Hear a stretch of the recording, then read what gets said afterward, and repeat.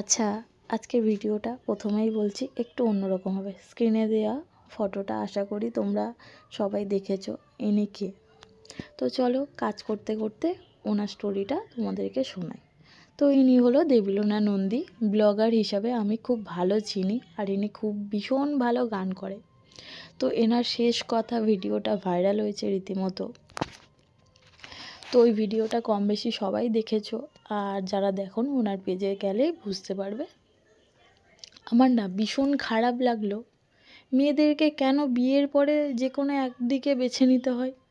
মানে হয় আমার সাথে সংসার করো, না হলে মার সাথে থাকো। কেন?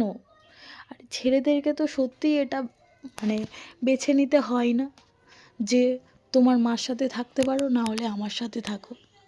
আমার না সত্যি ভিডিওটা দেখে চোখে জল চলে এলেও এখনও ভিডিওটা করছি, ভীষণ খারাপ লাগছে। আর এটা আমি কোনো ভিউজ কামানোর জন্য বলছি না, ব্যক্তিগতভাবে আমি বলছি। আমি না সত্যি কথা বলতে ভয় পাই না, সেটা আমাকে যারা চেনে তারা ভালো করেই জানে। তো কালকেও যেমন আমি একটা লাইভ করছিলাম, লাইভের মধ্যে একটা ছেলে এসেছিলো, মুর্শিদাবাদ বাড়ি। তো ছেলেটা বলছিল যে মেয়েরা বাইরে কাজ করবে না, আমি কি ইনকাম করি না? আমি লাখ টাকা ইনকাম করি, আমার বউ বসে খাবে বাড়িতে, কেন আমি কি ইনকাম করতে পারি না? আমি কি অক্ষম? এখনও এরকম ডেটের মাইন্ডের ছেলেরাও পৃথিবীতে আছে।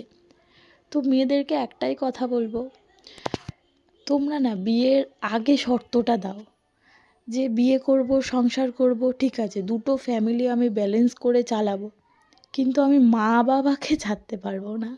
কারণ যেই বাবা মা আমাকে পৃথিবীর আলো দেখালো, প্রথম কথা বলতে শেখালো, যেই মা আমি তোমার সাথে সংসার করব বলে আমি সব ছেড়ে দেব, সেই মাকে আমি ছেড়ে দেব? সেই মাকে আমি ভুলে যাব শুধু তোমার সাথে সংসার করব বলে? এটা তো হয় না। তোমার ফ্যামিলি হঠাৎ করে আমার লাইফে আসলো, আমি আমার জন্মদাত্রী মা বাবাকে ভুলে যাব? এটা সম্ভব না।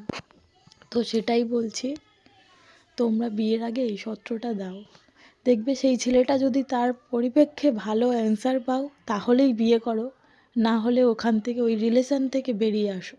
এটাই সাজেস্ট করব। তো ওই মানুষটা আমি ভাবতাম যে কি সুন্দর মেয়েটা, ঝলমলে একটা, মনে কোনো দুঃখ নেই, সব সময় আনন্দে। আমি ব্লগ ভীষণভাবে ভালোবাসি, ব্লগও দেখি। আমি ভাবি যে আমাদের মনেই হয়তো হাজার দুঃখ কষ্ট জমে আছে, কিন্তু না, দূর থেকে কোনো মানুষকেই বিচার করা যায় না। কেউই ভালো নেই পৃথিবীতে, কিছু না কিছু প্রবলেম থাকে, তার মধ্যেও আমাদের ভালো থাকতে হবে, এটাই বাস্তব।